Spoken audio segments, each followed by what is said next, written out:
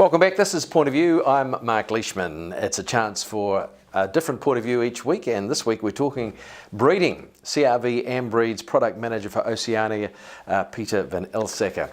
Peter, you've been doing a number of roadshows over the last few weeks. How have they gone? I know there's more to come.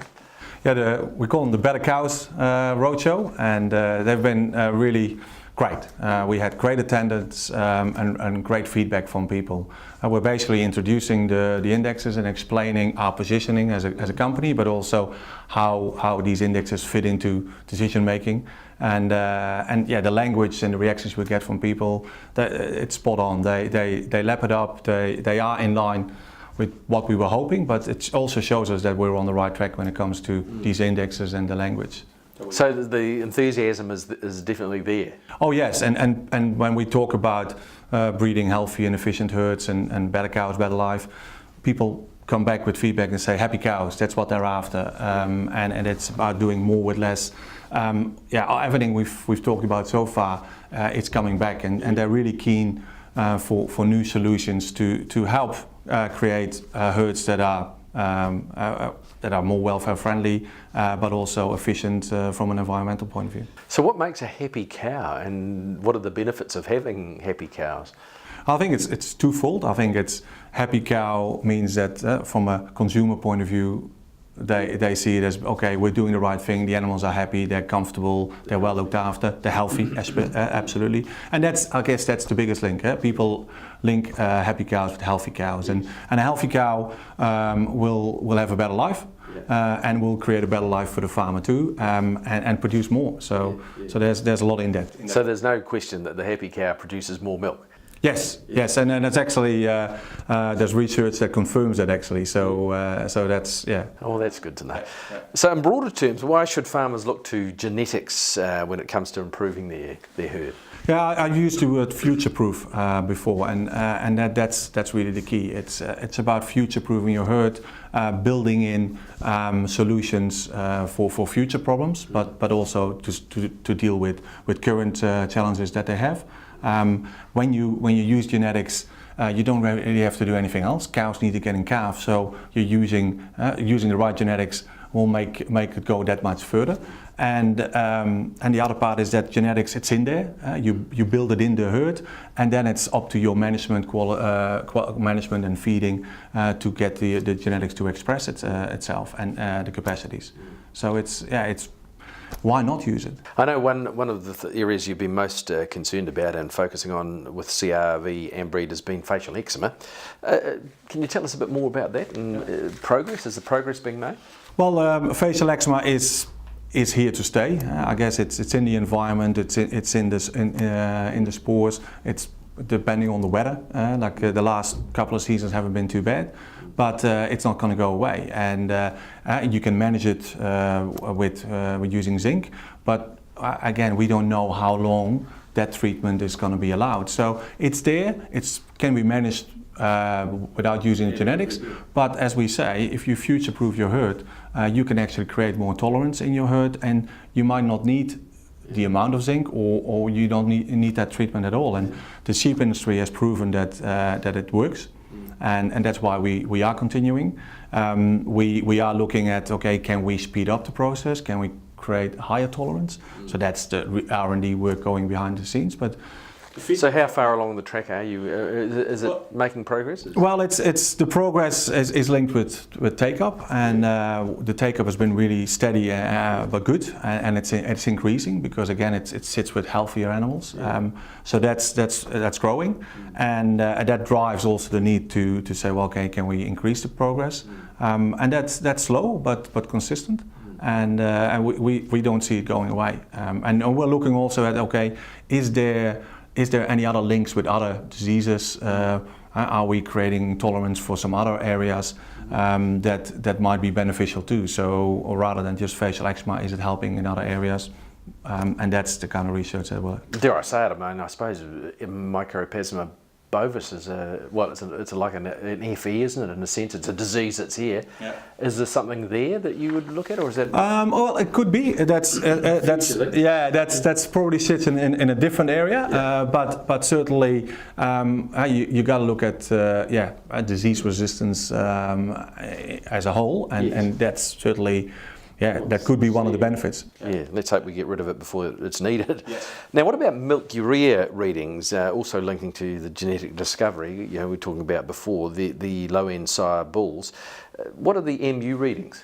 Well, milk urea nitrogen is a term that farmers are actually quite well aware of. When the bulk samples are being done by the processors, milk processors, farmers will get a milk urea nitrogen.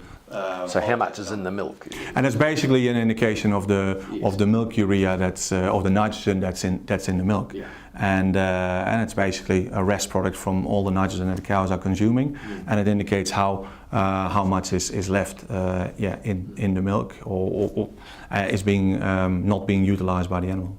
Yeah. And so what are you doing about the readings, or are you reacting to them? Or? Well, it's the milk urea nitrogen is really that's a bulk sample that farmers get, but we also use that trait to breed to create our low-end genetics. So what we're actually measuring with low-end genetics is the milk urea nitrogen breeding value. That's what we have created, and we are the premise with low-end genetics is sires is that we are creating animals that have a lower MUN reading effectively, and that lower MUN reading translates to less urinary nitrogen that comes out the other end and lands on the grass, and therefore then less leaching of nitrogen. And that's really the premise, and that's the link. And farmers have that information. They're using it now, especially on the nutritional side. But we actually see benefit in using it to look at N leaching and probably a better indicator to calculate the amount of N urinary nitrogen that's landing on their land. Right. So that's the significance of these readings. Yes, and it's a bit of information that's out there that farmers use. That the milk processors have, and they utilize it too for monitoring. Farmers use it for monitoring, especially around nutritional side, how much protein is not being utilized, and some cases people that are utilizing some board-in feed, they change their rations based on that to get better utilization of the ration, and we believe it could be a really good predictor for urinary nitrogen outside what's already there, because at the moment when you're looking at councils applying environmental regulation around nitrogen and leaching, they are all looking at models, and they're trying to model how much is actually being leached. Now for that they are using the quality of the type of land, the number of cows, and they're making assumptions around that, and we believe that the MUN data and the urinary nitrogen information that you can calculate from that would actually be a more accurate predictor to be used. Yeah. So, I mean, how bad is the leaching in New Zealand? Is it? Well, it's significant. I mean, 5 million, is it, the herd? Well, we have about just below 5 million dairy cows, and that a lot of people are talking about that's enough. We're about peak cow. And that's certainly driven by the N leaching nitrate challenge. Yes. When you look at it, we estimate that cows are putting about 75 kilogram of N into the environment annually on average. So that's a lot. With management, changing systems, feeding, but also genetics, we can manage that. We can lower that.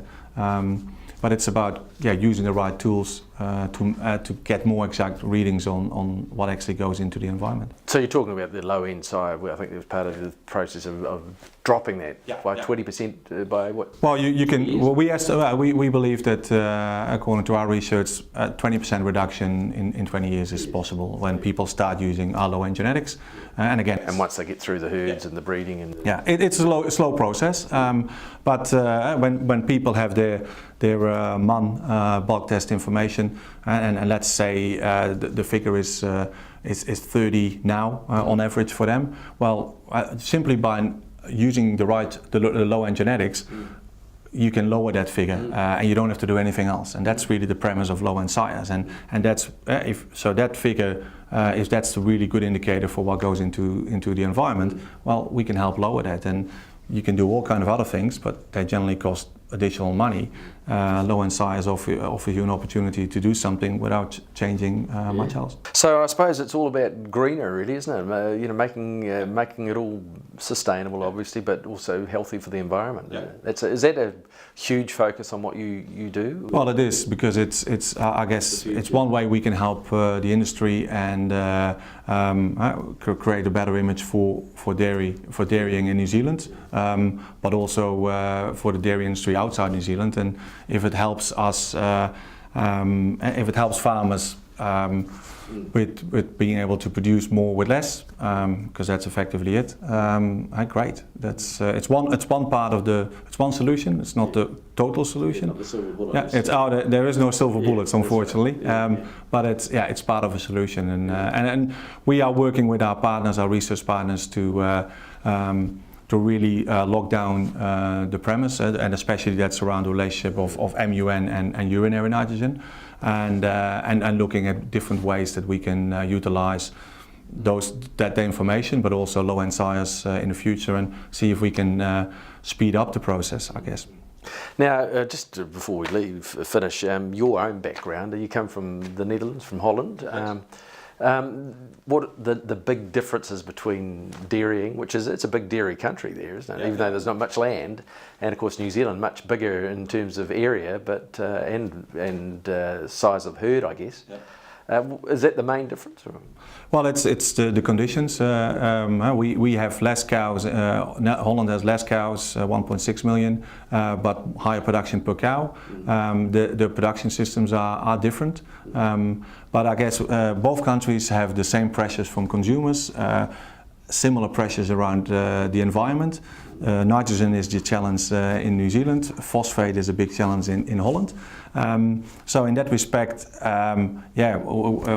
we're coming from a very different position, but I see overlapping starting to happen, and I guess similar challenges around welfare and environment, and I guess from a genetics point of view, the same thing applies. So healthy and efficient is relevant in both countries.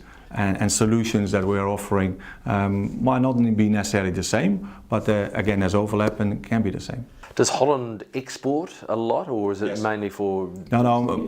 The majority of what's produced is exported. Yeah, not quite as much, not quite 95% plus, but it's certainly a big export. And are they grain fed or grass fed?